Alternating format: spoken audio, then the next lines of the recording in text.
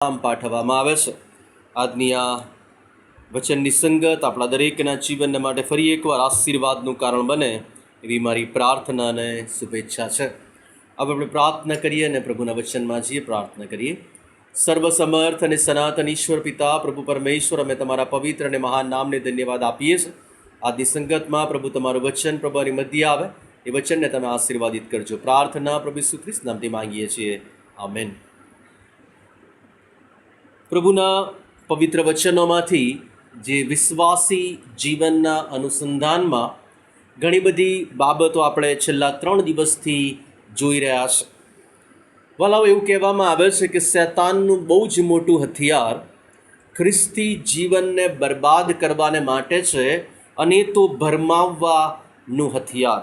મતલબ કે કોઈ પણ બાબતને માટે, કોઈ પણ વિષયને માટે આપણા જીવનમાં આપણને એવી બાબતો કહેવામાં આવે, એવી બાબતો કરવામાં આવે કે જેથી આપણે સત્યથી વેગળા થઈને એ શૈતાનની બાબતોમાં આપણને ભરમાવી દેવામાં આવે.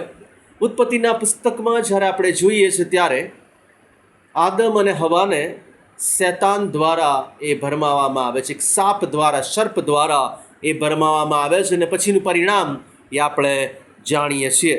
બોલો, પ્રભુના પવિત્ર વચનોમાંથી આજે આપણા ખ્રિસ્તી જીવનોને માટે એવી જ એક નવી બાબતમાં આપણે જવા માંગીએ છીએ કે જ્યાં પ્રભુનું વચન આપણને પ્રેરિતોના કૃત્યો તેનો 19મો અધ્યાય અને તેની 23મી કલમથી આગળ 30મી કલમ સુધી એ બાબતો પર આપણને પ્રકાશ ફેંકે છે.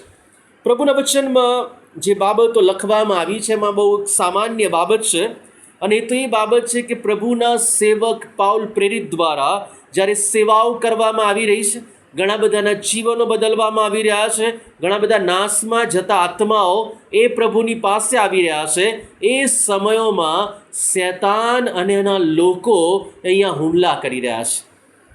ઘણી બધી વાર વાલાઓ, મેં હમણાં ગત દિવસોમાં વિશ્વાસી જીવનની સેવાઓના સંદર્ભમાં વાત કરી ત્યારે એક બાબત કહેલી કે ઘણી બધી વાર આપણે નથી જાણતા હોતા કે કઈ પરિસ્થિતિઓમાં ઘણા બધા લોકો હોય છે કે જે તમારી સેવાઓનો, તમારા આત્મિક જીવનોનો વિરોધ કરતા હોય છે. અહીંયા પ્રભુના વચનમાં એ 23મી કલમથી આગળ એ જ બાબત લખવામાં આવી છે, પ્રેરિતોના કૃત્યો અને 19મો અધ્યાય અને 23મી કલમ. એ અરસામાં એ માર્ગ વિશે ઘણી ચળવળ ઊભી થઈ. કયા માર્ગ વિશે? જે પાઉલ અને પ્રભુના શિષ્યો જે વાતચીત કરતા હતા એના વિશે. અને 24મી કલમમાં લખ્યું છે, ડેમેત્રિયસ નામે એક સોની હતો, તે આર્તિમસના રૂપાના દેવસ્થાનો બનાવીને કારીગરોને ઘણું કામ અપાવતો હતો. તેણે તેઓને તથા તેના જેવા બીજા કારીગરોને એકઠા કરીને કહ્યું, ભાઈઓ, તમે જાણો છો કે આ ધંધાથી આપણને સારી કમાણી થાય છે. અહીંયા એક ધંધો કરનાર, એક બિઝનેસ કરનાર એક એવો માણસ દેખાય છે, ડેમેત્રિયસ, કે જે શું કરે છે? ચાંદીના વાસણો, ચાંદીની મૂર્તિઓ અને એવી ઘણી બધી બાબતો તે બનાવે છે, અને રૂપાના દેવસ્થાનો બનાવે છે. એનું મુખ્ય કામ એ રૂપાના દેવસ્થાનો બનાવવાનું છે. અને માણસ અહીંયા આપણને પ્રભુના વચનમાં દેખાય છે, અને તે એક ટોળું ભેગું કરી રહ્યો છે. ભલો, પ્રભુના વચનમાં આ જે માણસના વિશે વાત કરવામાં આવી અને જે મૂર્તિની વાત કરવામાં આવી છે, આર્તિમસના રૂપાના મતલબ ચાંદીના દેવસ્થાનો, એને બીજી રીતે ડાયના નામની દેવી પણ કહેવામાં આવે છે. અને એફેસસમાં આવેલા ડાયનાના મંદિર જેવા ચાંદીના મોડેલ એ બનાવવામાં આવતા હતા, અને સાથે ડાયના એટલે કે આર્તિમાસની મૂર્તિ પણ બનાવવામાં આવતી હતી. આ મૂર્તિની વિશેષતા એ હતી, ને આ મંદિરની વિશેષતા એ હતી કે આ મોડેલને, કે આ મૂર્તિને જો કોઈ મુસાફરીમાં લઈ જાય અને પોતાની સાથે એને રાખે તો એવું માનવામાં આવતું હતું કે તે વ્યક્તિને કશું થઈ શકે નહીં, મતલબ કે સલામતી અનુભવશે. અને એટલાને માટે સારા પ્રસંગોમાં ભેટમાં આપવા માટેની આ શ્રેષ્ઠ એ સમયની એક બાબત હતી કે જે આર્તિમાસની અથવા તો ડાયનાની એ મૂર્તિ, એ ચાંદીની મૂર્તિ અથવા તેનું દેવસ્થાન એ લોકો એકબીજાને ભેટમાં આપતા હતા અને સલામતીનું પ્રતીક ગણાતું હતું. અને આ ધંધો, આ બિઝનેસ એ સમયમાં બહુ અદ્ભુત રીતે ખીલેલો હતો. બોલો અહીંયા આ પરિસ્થિતિની અંદર આપણે પહેલી બાબત જે આજના વચનમાં સમજવા માંગીએ છીએ તો એ કશુંક પામી લેવાની અને સ્વાર્થ સ્વાધી લેવાની ઝંખના એ માણસોમાં છે, અને એટલાને માટે ઘણી બધી વાર માણસો એકબીજાને અને શૈતાન ઘણા માણસોનો ઉપયોગ કરીને ખ્રિસ્તી લોકોને, પ્રભુના વિશ્વાસી લોકોને ભરમાવવાની કોશિશ કરે છે. અહીંયા કંઈક પામી લેવાની, કંઈક સ્વાર્થની વાત અહીંયા આપણને દેખાય છે. આપણે આગળ વાંચીએ તો લખ્યું છે, પહેલું એણે 25મી કલમમાં કહ્યું કે આ ધંધાથી આપણને સારી કમાણી થાય છે, અને 26મી કલમમાં લખ્યું છે, હમણાં તમે જુઓ છો અને સાંભળો છો, જે હાથથી બનાવેલા છે તે દેવો નથી. એવું સમજાવીને એ પાઉલે એકલા એફેસસમાં નહીં પણ લગભગ આખા આસિયામાં ઘણા લોકોના મન ફેરવી નાખ્યા છે. માણસ એના જેવા બીજા કારીગરોનું એક ટોળું ભેગું કરે છે, અને ટોળાને એવું કહે છે કે આ માણસ તો એવું કહે છે કે આખા એફેસસની અંદર નહીં પણ આખા આસિયાની અંદર કે હાથે બનાવેલી મૂર્તિઓ એ દેવો નથી. અને પ્રભુનું વચન કહે છે કે બધાના મન ફેરવી નાખ્યા છે. પણ મન ફેરવી નાખે એનાથી આને શું વાંધો છે? આને કયો ધંધો બગડે છે? આને કયો સ્વાર્થ છે? અહીંયા દેખાય છે 27મી કલમમાં, તેથી આપણા આ ધંધાનો તિરસ્કાર કરવામાં આવે એવું ભય છે. મતલબ કે કશુંક પામી લેવાની જે ઝંખના, એનો લાલચ, એનો સ્વાર્થ છે, એ છે કે જો આ પાઉલ ને એની સાથેના શિષ્યો આખા આસિયામાં અને આસપાસની જગ્યાઓમાં જે આપણો ધંધો રોજગાર છે કે ચાંદીની મૂર્તિઓ બનાવીને આપણો રોજગાર આપણે મેળવીએ છીએ, એ ચાંદીની મૂર્તિઓ હવે વેચાશે નહીં. કારણ કે લોકોને એવું સમજાવવામાં આવી રહ્યું છે કે આ મૂર્તિઓ એ દેવ નથી. જેવું સમજાવી દેવામાં આવે કે આ મૂર્તિઓ દેવ નથી, તેનાથી પછી સલામતી ક્યાંથી મળે? અને જો સલામતી ના મળે તો લોકો જે પ્રસંગોમાં એકબીજાને ભેટ આપે છે એ આપશે નહીં, પોતાના ઘરમાં રાખે છે, પોતાની સાથે રાખે છે, એ રાખશે નહીં. અને આપણો ચાંદીના મંદિરને મૂર્તિ બનાવવાનો ધંધો છે એ બંધ થઈ જશે. દેમેત્રિયસને પાઉલની સેવામાં પોતાના ધંધા માટે એક વિચિત્ર પ્રકારની બીક અને ડર લાગી રહ્યો છે. એને લાગી રહ્યો છે કે આ પાઉલની સેવા જે સત્યની સેવા છે, પ્રભુના વચનની સેવા છે, જીવતા દેવની સેવા છે, એ અંધકારના દેવોની સત્તાને અને એને હલાવી નાખે તો વાંધો નહીં, પણ મારો ધંધો એ બંધ કરી દેવામાં આવશે. અને દેમેત્રિયસ નામનો માણસ, એને તકલીફ છે, એને ચિંતા છે કે પાઉલનું સત્ય, પાઉલનું વચન એ મારા ધંધા પર બહુ મોટો પ્રશ્નાર્થ ચિહ્ન છે. ભલા નીતિવચનનું પુસ્તક તેનો 28મો અધ્યાય અને તેની 25મી કલમમાં લખવામાં આવ્યું, જે માણસ લોભી મનનો હોય છે તે કજિયા સળગાવે છે, પણ યહોવા પર ભરોસો રાખનારને પુષ્ટ કરવામાં આવશે. વાલાઓ, આ માણસ જ્યારે પેલા બધાને ભેગા કરે છે અને એને સૌથી મોટો ડર એ છે કે મારો ધંધો બંધ થઈ જશે, પણ એકલો વિરોધ નથી કરી શકતો, એટલાને માટે બીજા ઘણા બધાને એ સાથે લઈને આવે છે.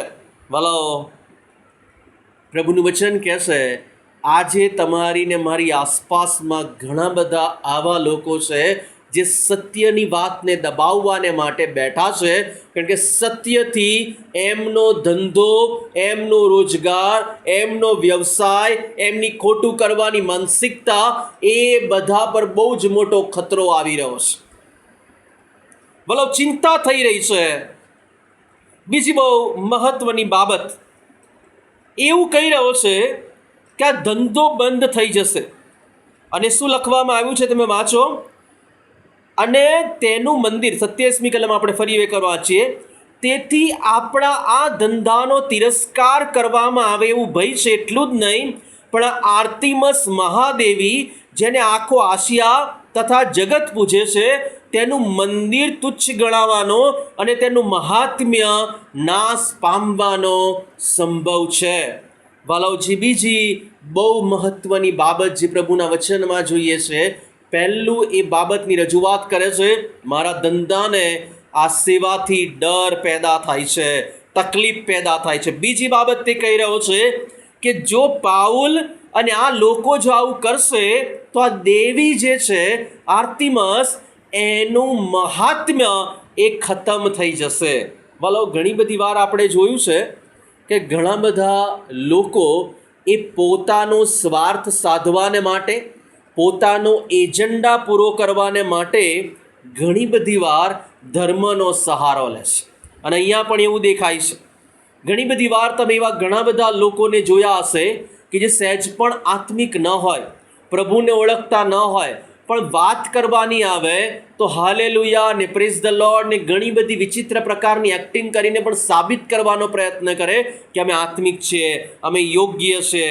વાલો, પ્રભુનું વચન કહે છે, સત્ય, યોહાનની લખેલી સુવાર્તા 8મો અધ્યાય અને 32મી કલમ, જ્યારે આવી ભરમાવવાની કોશિશો થાય, કદાચ તમારી વિરુદ્ધમાં આવું ભરમાવવામાં આવે તો એક બાબતની યાદ રાખજો, અને તમે સત્યને જાણશો અને સત્ય તમને મુક્ત કરશે. પ્રભુનું સત્ય એ કદી પણ બહાર આવ્યા વગર રહેવાનું નથી.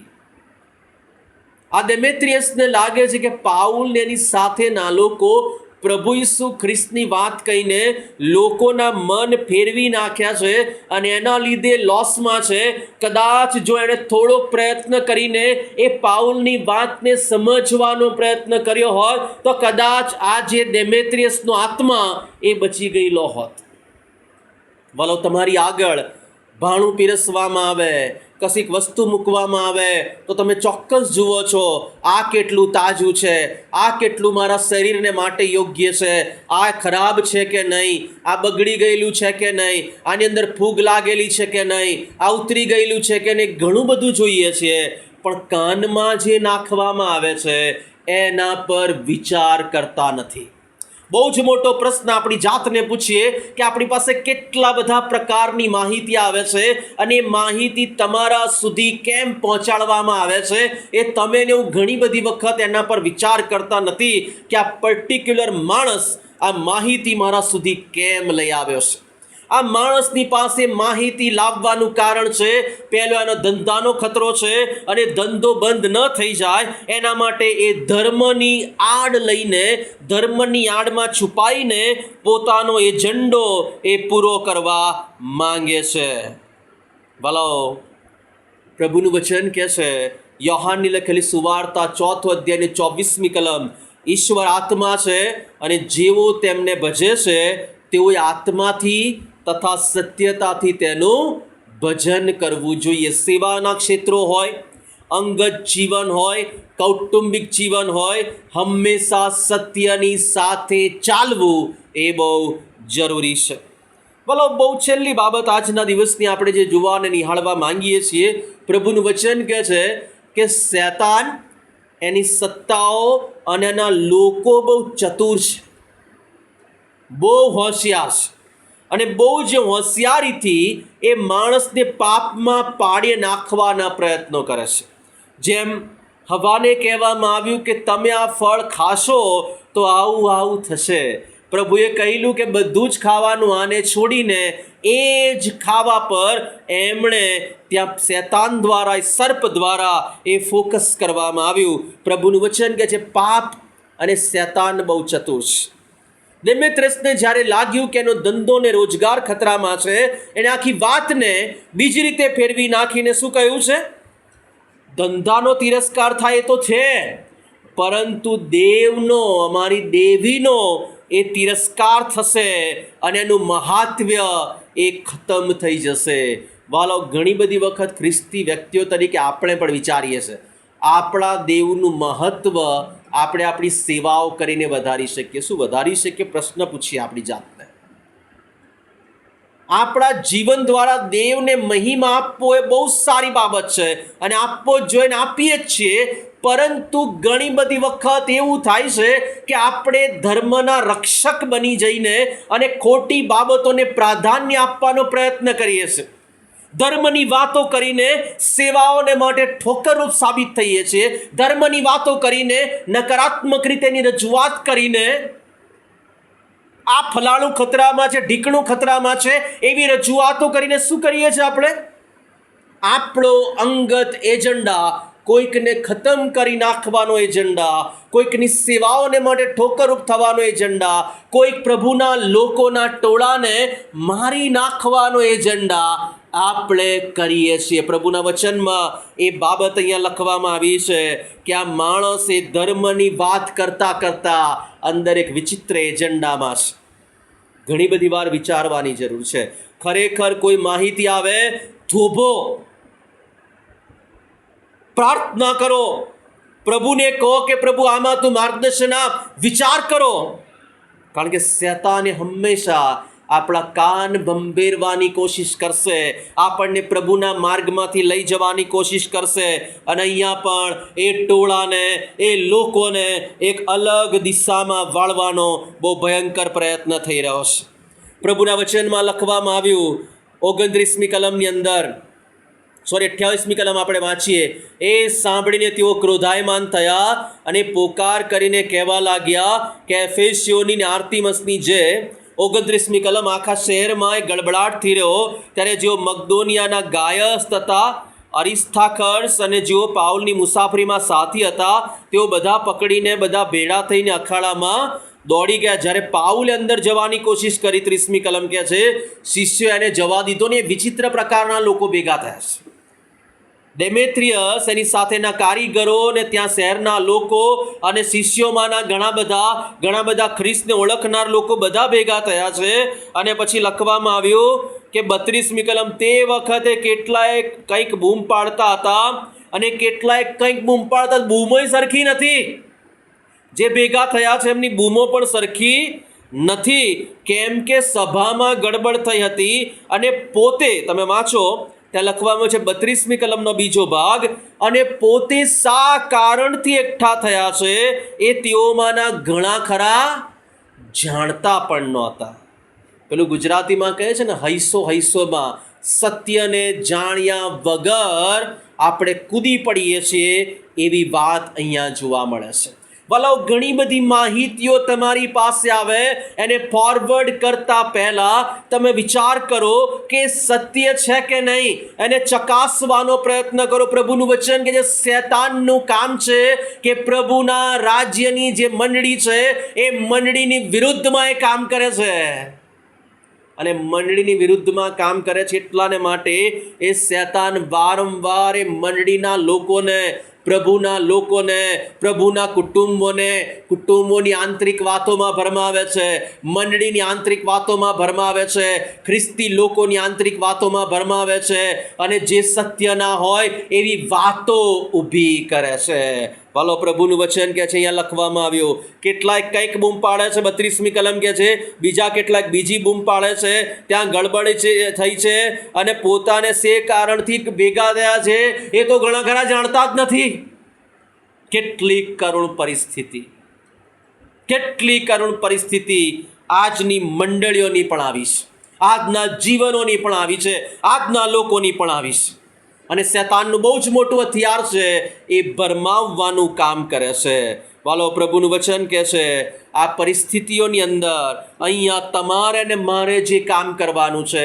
ઘણી બધી વાર આપણે જોઈએ છીએ પતિને પત્નીની વિરુદ્ધ ભરમાવવામાં આવે છે, પત્નીને પતિની વિરુદ્ધ ભરમાવવામાં આવે છે, સાસુ સસરાને વહુની વિરુદ્ધ ભરમાવવામાં આવે, અથવા તો પછી બીજી કોઈ રીતે કુટુંબની અંદર શૈતાન એવા બીજ નાખી જાય. એફેસીઓને પત્ર 6 અધ્યાયના 11મી કલમમાં લખવામાં આવ્યું છે, શૈતાનની કુયુક્તિઓ સામે તમે દ્રઢ રહી શકો માટે તમે દેવના, ઈશ્વરના સર્વ હથિયારો સજો. કારણ કે શૈતાનનું કામ તો કુયુક્તિઓથી ભરેલું છે. એનું તો કામ જ છે કે કુયુક્તિઓ કરવાની. 24 કલાક સવારથી લઈને સાંજ સુધી, રાત્રે ઊંઘે ત્યાંથી સવારે પાછો ઉઠે, એક જ કામ શૈતાનનું ને એના લોકોનું, કુયુક્તિઓ કરવાની. તકલીફ એ છે, કુયુક્તિઓ એમણે કરવાની. જીવન ખ્રિસ્તી તમારે ને મારે જીવવાનું પડકાર છે. કુયુક્તિઓ બંધ થશે એની પ્રાર્થના કરવાની જરૂર નથી, પણ પ્રભુનું વચન કે છે એમાંથી કેમ ના બહાર નીકળી શકાય, એનો સામનો કેવી રીતે કરી શકાય, એ પ્રભુની પાસે એનું સામર્થ્ય માંગવાની જરૂરિયાત છે. વાલો, પ્રભુનું વચન કે છે પિત્તરનો પહેલો પત્ર 5મો અધ્યાયની 8મી કલમ, સાવચેત થાવ ને જાગતા રહો, કેમ કે તમારો વેરી શેતાન એ ગાજનાર સિંહની પેઠે જે કોઈ મળે તેને ગળી જવાને શોધતો ફરે છે. વાલો, પ્રભુનું વચન કે છે આવી શેતાની બાબતો જ્યારે તમારી પાસે આવે, તમારી સેવાઓની વિરુદ્ધમાં આવે, તમારી આગળ પડકાર ફેંકે, તમારી આગળ પ્રશ્નો કરે, એક બાબતને ચોક્કસ યાદ રાખીએ. પ્રભુનું વચન કહે છે શેતાન છે, પણ શેતાનથી મોટો પ્રભુ આપણી પાસે છે. પ્રભુનું વચન કહે છે કે જગતમાં તમને સંકટ છે, પણ જગતને મેં જીત્યું છે. પ્રભુનું વચન કહે છે યાકૂબનો પત્ર 4 અધ્યાય 7મી કલમ, માટે તમે ઈશ્વરને આધીન થાવ અને શેતાનની સામા થાવ, એટલે તે તમારી પાસેથી નાસી જશે. વાલો, આ સમયોમાં, આ પરિસ્થિતિઓમાં અદ્ભુત ડાપણ માગવાની જરૂરિયાત છે. કારણ કે શેતાનનું કામ ભરમાવાનું છે. તમારા કુટુંબમાં વેરના બીજ વાવવાનું કામ એ શેતાનનું છે. આપણી મંડળીઓમાં વેરના બીજ વાવવાનું કામ એ શેતાનનું છે. પણ એ સમયે પવિત્રાત્માના સ્પર્શમાં એ સમજવાની જરૂર છે કે તમે ને હું શું કરી રહ્યા છે. વાલો, પ્રભુનું વચન કહે છે યોગ્ય સમજણ આવે એ જરૂરી છે. જ્યારે આખું જગત ને જગતના લોકો, એ ઇઝરાયેલના લોકો જ્યારે ગોલિયાતથી બી ગયેલા અને બધાને લાગતું હતું કે અમારી તલવારો એ ગોલિયાતની સામે લડવાને માટે સક્ષમ નથી, અમારી ઢાલ એ ગોલિયાતના પ્રહારને સહી શકવાને માટે સમર્થ નથી. વાલો, પ્રભુનું વચન કહે છે પ્રભુ એક દાઉદને ઊભો કરે છે જે ફક્ત ગોફણથી એ ગોલિયાતને પાડી દેશે. આજે વિચાર કરીએ વાલો, ઈશ્વર પ્રત્યે વિશ્વાસુ રહેવાનું પકડી રાખીએ. એ ભરમાવવાની વાતો, એ રાજકારણ, એ નકારાત્મકતા, એ શેતાની બાબતો, ભ્રષ્ટાચાર, દુરાચાર, બધી જ બાબતોથી પર પ્રભુનું વચન વાલાઓ તમને ને મને કહે છે સાવચેત થાવ ને જાગતા રહો. એ ભરમાવનારો શેતાન તમને ગળી જવાને માટે તૈયાર છે. પ્રભુ ઈસુ ખ્રિસ્તને જ્યારે પ્રભુ ઈસુ ખ્રિસ્તે પોતાના અંત વિશે કહ્યું કે મારો અંત આ રીતે થવાનો છે ને આવનાર દિવસોમાં દેવના દીકરાને, માણસના દીકરાને આ પૃથ્વી પરથી લઈ લેવામાં આવશે, એને મારી નાખવામાં આવશે, એને વધસ્તંભ પર ચડાવવામાં આવશે, ત્યારે પિત્તરે કહ્યું કે ના પ્રભુ, તમે એવું ના કહેશો. પ્રભુ ઈસુ ખ્રિસ્ત શું કહે છે? એ શેતાન તુમારી પછવાડે જા. પછી એ ગમે તે હોય, તમારે એ સમયે એક વિશ્વાસી જીવનમાં, ખ્રિસ્તી જીવનમાં જોવાનું છે આ કોણ છે. પાઉલ પ્રેરિત એના પોતાના પત્રોમાં વાત કરેલી છે. ઘણી બધી વાર એને સત્ય એવા લોકોને કહ્યું છે તારામાં શેતાન છે, તો અહીંથી જા, તારે શુદ્ધ થવાની જરૂર છે, તારે પવિત્ર થવાની જરૂર છે. વાલાઓ, વિચાર કરીએ જ્યારે પણ કોઈ માહિતીઓ આવે, આપણે વિચાર કરીએ પ્રભુના વધસ્તંભ આગળ જો આ મૂકું, આ યોગ્ય છે કે નહીં? હું જે પ્રતિક્રિયા આપી રહ્યો છું એ યોગ્ય છે કે નહીં? પ્રભુના રાજ્યમાં, પ્રભુના રક્તમાં, પ્રભુના બલિદાનમાં, પ્રભુના પુનરુત્થાનના સામર્થ્યમાં આ યોગ્ય લાગે છે કે નહીં? વાલો, પ્રભુ તરત જ તમને જવાબ આપશે. હવે આપણે પ્રાર્થના કરીએ. સર્વસમર્થ અને સનાતન ઈશ્વર પિતા, પ્રભુ પરમેશ્વર, અમે આભાર માનીએ છીએ તમારી કૃપા માટે, દયા માટે, તમારી સત્યતા માટે. પ્રભુ તમે સહાય કરજો, મદદ કરજો, કૃપા કરજો, અમારા જીવનોને આશીર્વાદિત કરજો અને આવનાર દિવસોને માટે પ્રભુ અમને તૈયાર કરજો. એ પ્રાર્થનાને વિનંતી કરીએ છીએ. અમે દરેક પ્રભુ તમારા આત્મ સોંપાતા પ્રાર્થના પ્રભુ ઈસુ ખ્રિસ્ત નામથી માંગીએ છીએ. આમેન. હવે આપણા તારનાર પ્રભુ ઈસુ ખ્રિસ્તની કૃપા, દેવ બાપનો પ્રેમ, પ્રભુ પરમેશ્વર પિતાની સંગત આપણ સર્વની સાથે હમણાંથી સદા સર્વકાળ સુધી હોજો. આમેન.